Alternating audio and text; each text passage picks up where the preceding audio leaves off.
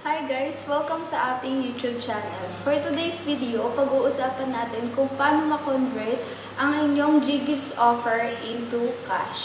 Pero bago ko po umpisahan, gusto ko lang po sabihin sa inyo na ako po ay isang trader na nagko-convert ng inyong GGives offer. Ano-ano nga ba ang mga paraan para ma-convert natin ang ating GGives offer into cash?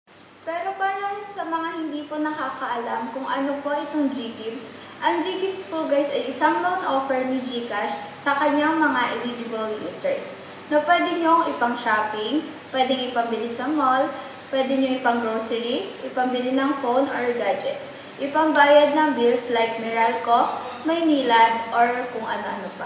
At dahil nga need natin ng pera, pwede nga bang i-convert ang GGives into GCash or cash?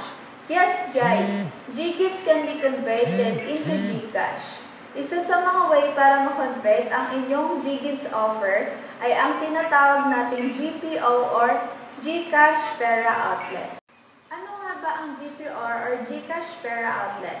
Ang GCash Pera Outlet ay para lang po ito sa may mga business or may tindahan.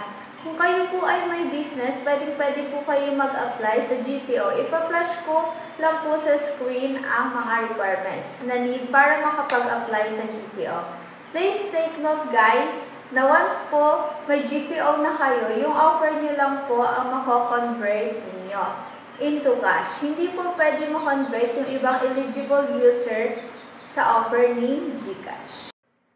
Paano naman kung wala kayong business pero gusto nyong ma-convert ang GGives nyo into cash? Dito na papasok ang last choice nyo na trader. Yes guys, wala naman kayong choice kung gusto nyo talaga itong maging cash. Ay maghahanap kayo ng trader na legit.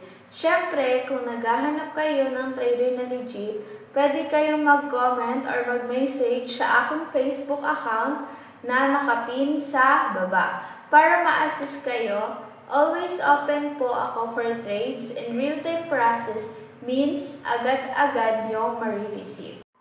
Ito lang po ang mga paraan na alam ko.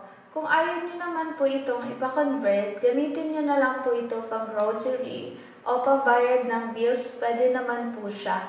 Yun lang guys for today's video. Please like and subscribe para updated kayo sa iba kong mga video. Bye!